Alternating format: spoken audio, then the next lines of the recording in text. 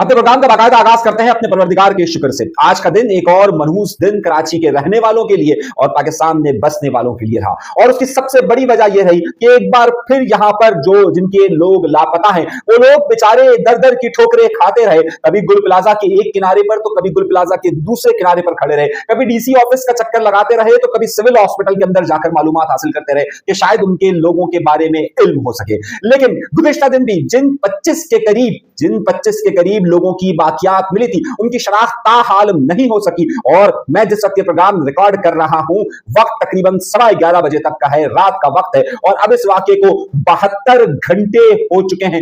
आपके इल्म में होगा कि अब जब मैं प्रोग्राम कर रहा हूं बिल्कुल उसी वक्त 7 मजीद बाकियात मिली है। तो अब बाकियात की तादाद हो गई है 35। यानी कि मैं अब ये बात कह सकता हूं और बाकायदा कह सकता हूं कि 6 अफराद की तदफीन हो चुकी है, 35 की बाकियात हो चुकी है, कुल तादाद 42 हो गई है। लेकिन अब तक जो कुल लापता अफराद की तादाद है 74 है, जिसमें से 32 के बाकियात मिले हैं। अभी 32 की बाकियात मिलना बाकी है। आज पूरे दिन क्या होता रहा और किस तरीके से ये लवाहिकीन एक दूसरे को पूछते रहे, क्योंकि इन्हें अब तक इस बात का दिलासा नहीं दिया जा रहा कि हाँ वाकई में अब आपके लोग इस दुनिया में नहीं रहे और ये रही उनकी बाकियात। अब जब इनको ये यकीन हो गया है कि उनके जानने वाले, उनके प्यारे, उनके बच्चे और उनकी बेटियां अब इस दुनिया के अंदर नहीं रही है, लेकिन सिंध हुकूमत की तरफ से सिर्फ दिलासे और तसल्लियां ही दी जाती रही और वो भी दूर खड़े होकर मीडिया में। यहां पर बाकायदगी से कोई सिंध की एडमिनिस्ट्रेशन, कराची की एडमिनिस्ट्रेशन ऐसी नहीं थी जो मुतासरा अफराद को यकीन दहानियों के साथ उनके साथ ताउन करती, बल्कि इनसे खुद कहा गया कि आप जाइए, आप यहाँ पर डीएनए के सैंपल दीजिए, आप जाकर यहाँ इंदराज करवाइए, और वो दर बदर की ठोकरें खाते रहे। हजारों की तादाद में ताजिर आज भी वहां पर खड़े रहे। उसके बाद वहां पर मामला यह हुआ कि जीडीए, तहरीक इंसाफ, सुन्नी तहरीक और दीगर सियासी जमातों ने वहां खड़े होकर एक प्रेस कॉन्फ्रेंस की धुआंधार, मगर किसी की कान पर जूं तक नहीं होगी। आज इस हवाले से जो सबसे बड़ा मार्का हुआ, आज कौमी असेंबली का इजलास था। हैरत अंगेज तौर पर डॉक्टर फारूक सत्तार वहां पर इजलास के जैसे ही स्टार्ट हुआ वहां पर खड़े हो गए और उन्होंने कहा कि मैं आज ये कहता हूं कि जनाब तमाम कार्रवाइयों को रोक दीजिए और सबसे पहले सानिया है गुल प्लाजा पर बात कीजिए, इसके जिम्मेदारों की तैनाती कीजिए। आप मफाक में बैठकर यहां पर नुमाइंदगी करते हैं तो आपका यह फर्ज बनता है कि आज तमाम कार्रवाइयों को रोक दीजिए। वजीर कानून आजम तारड़ साहब खड़े हो जाते हैं और वो कहते हैं नहीं, इस पर हम बाद में बात करेंगे, पहले हम इस पर बात कर लेते हैं कि भाई हमें कानून पास करना है। और जाहिर सी बात है ताकत का ही कानून चलता है, तो उन्होंने पहले कानून पास किया। डॉक्टर फारूक सत्तार तकरीर के लिए खड़े हुए और उन्होंने तमाम चीजों का जिम्मेदार मौजूदा सिंध हुकूमत और मेयर को कहा करार दिया और वहीं पर उन्होंने एक बड़ा अहम मुतालबा किया कि अगर आपसे नहीं संभाला जा रहा तो फिर आप एक काम कीजिए, सूबे बना दीजिए। क्या कह रहे हैं जरा सुनिए। क्या तो इतनी आबादी हो गई है कि नए सूबे और नए इंतजामी यूनिट्स बनाए।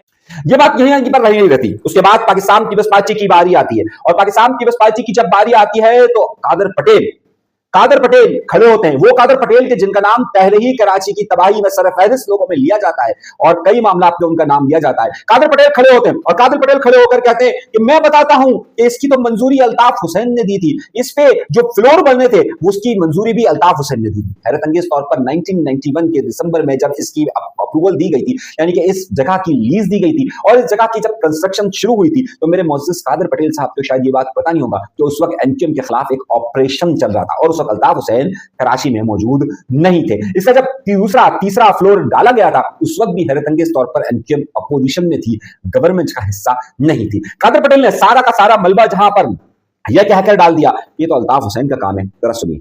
अल्ताफ हुसैन का गनमैन जबरन उसने 2 मंजिला, फिर 3 मंजिला, फिर 4 मंजिला, फिर बेसमेंट खत्म करके गोडाउन। बात यहां तक नहीं रहती। उसके बाद कादर पटेल एनक्यूएम के लोगों को शर्मिंदा करते हुए कहते हैं कि आपका ही एक रुकने असेंबली आपके खिलाफ बातें करता है और ये गालियां देता रहता है। उनका इशारा था मुस्तफा कमाल साहब की तरफ और वो कह रहे थे कि मैंने ये प्रेस कॉन्फ्रेंस बार बार सुनी है और बार बार मैं सुन रहा हूं और दिख रहा हूं। लेकिन वो अपनी जोशीली तकरीर कर रहे थे कि ऐन उसी वक्त उनकी सबसे बड़ी सरवा यानी कि खातून अव्वल पाकिस्तान की आसफा भुट्टो जरदारी उनको एक पर्ची लिखकर देती है, ये देखिए। और जब उनको पर्चा लिख कर देती है तो पर्चा जब उनके पास शाजिया मरी जाकर पहुंचा, शाजिया मरी की भी आपको एक कहानी बताऊंगा, मैं भूल गया था लेकिन आपको कहानी सुनाऊंगा शाजिया मरी की भी। शाजिया मरी को एक पर्ची दी जाती है और वो पर्ची जाकर वो दे देती है किसको? कादर पटेल को। और जब कादर पटेल को दी जाती है तो कादर पटेल फौरन अपनी तकरीर को खत्म कर देते हैं। बहुत अफसोस की बात है। आप मुझे ये बताएं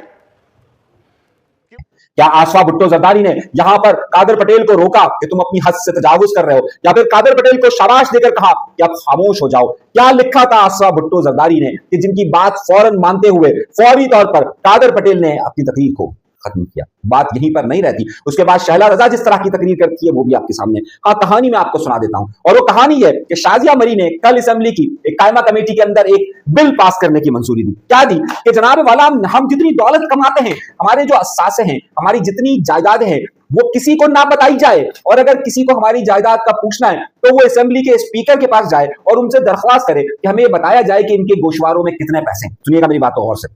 मामला यह है कि तमाम सूबाई असेंबली के अराकीन जो मुंतखब होते हैं, तमाम कौमी असेंबली के अराकीन जो मुंतखब होते हैं, वो हर साल के लिए पाबंद है कि 31 दिसंबर तक इनको अपने गोशवारे जमा करवाने हैं, यानी इनको ये बताना है कि इनकी जायदाद कितनी है। और इस सूरत हाल में इलेक्शन कमीशन और आवाम की आगाही के लिए इस बात का पाबंद होता है कि ये मालूमात शाया की जाए। लेकिन असेंबली के अंदर, क्योंकि उन्होंने कहा कि जब जजेस अपनी नहीं बात बताते, जब फौज अपनी बात नहीं बताती कि उनके पास कितनी जायदाद है, तो फिर हम क्यों अपनी जायदाद को बताए, हम क्यों हम इतनी कुर्बानियां देते हैं, हमारी दौलत में कितना इजाफा हो रहा है, ये जानने का हक किसी को नहीं है। ये वो पाकिस्तान पीपल्स पार्टी है, ये वो जमहूरियत बेहतरीन इंतकाम का चेहरा है जो शाजिया मरी ने कल कायमा कमेटी के अंदर पेश किया।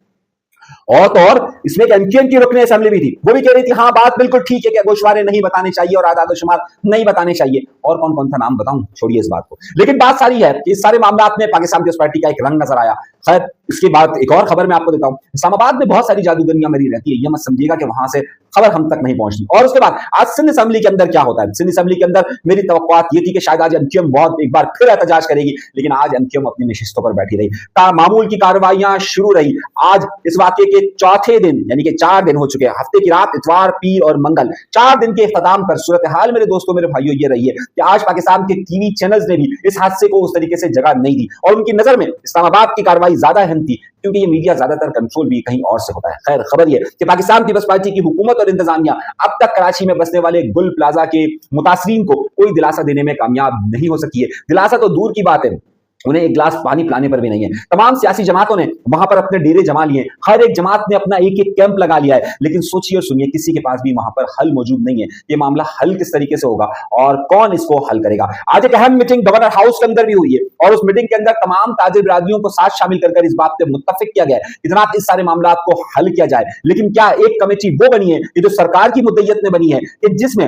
हैरत अंगेज तौर पर मैंने ये कहा था कि अगर इस बिल्डिंग के अंदर कोई खामी थी और यहां पर अगर इंतजाम दुरुस्त नहीं था तो इसकी जिम्मेदारी एसबीसीए पर आयद होती है, यानी वजीर बल्दियात नासिर हुसैन शाह पर आती है। अगर फायर ब्रिगेड सही तरीके से काम नहीं किया, रेस्क्यू का अमल नहीं हो सका, तो मुर्तजा वहाब इसका जिम्मेदार है, कमिश्नर इसका जिम्मेदार है। लेकिन आपको मालूम है कि इसकी कमेटी जो बनाई गई है, जो लोगों की फलाह के लिए काम करेगी, जो लोगों को यहां पर सही बेहतर इनको सहूलियात देगी, उस कमेटी में यही 3 लोग शामिल हैं, यानी वही एसबीसीए का सरबराह यानी कि वजीर बल्दियात नासिर हुसैन शाह, वही मुर्तजा वहाब जो कि मेयर है, और वही कमिश्नर। सोचिए, तसव्वुर कीजिए कि यानी कि जिसके ऊपर इल्जाम हो कि वो जिम्मेदार है, वही अपनी तहकीक करेंगे। जिनके ऊपर ये इल्जाम है कि यही लोग इस सारे मामलात में मुलविस है, इनके इदारों की नाकिस कारकर्दगी की वजह से सूरत हाल इस हद तक खराब हुई है, वही लोग उस कमेटी में मौजूद हैं। क्यों इस कमेटी के अंदर मुख्तलिफ ऐसे ताजिरों को नहीं रखा गया जो हुकूमत के आशीर्वाद से नहीं चलते? क्यों इस कमेटी के अंदर अपोजिशन अराकीन को नहीं रखा गया? क्यों इस कमेटी के अंदर उन फलाही इदारों के लोगों को नहीं रखा गया कि जो कि आजाद हैं, और वो ऐसे लोग नहीं है जो सिंध हुकूमत से फंड लेते हों? या फिर ऐसे सहाफियों को क्यों इसमें शामिल नहीं किया गया कि जो कि इस कराची की आवाज बनते हैं? ये सवाल बहुत ज्यादा अहम है, और इसी से आपको अंदाजा हो जाएगा कि आइंदा दिनों के अंदर जिनके लिए इंसाफ की बात कही जा रही है, या जिनके लिए ये बात कही जा रही है कि उनको इंसाफ मिल सके, वो इंसाफ उनसे कितना दूर होगा कि जब कातिलों के हाथ में ही अदालत का कटहरा हो, अदालत का हथौड़ा हो, और वही मुंसिफ हो, तो फिर इंसाफ किस तरीके से मिल सकता है? सारी सूरत आपके सामने मैं रखता रहूंगा। एक और दिन कौमी असेंबली के अंदर गुजर चुका है, एक और दिन यहां पर गुजर चुका है, लेकिन अब तक किसी का मसला हल होते हुए नजर नहीं आ रहा। इस हवाले से जो मजीद तफसीलात हमारे पास आएगी, हम आपको तफसीलात देते रहेंगे।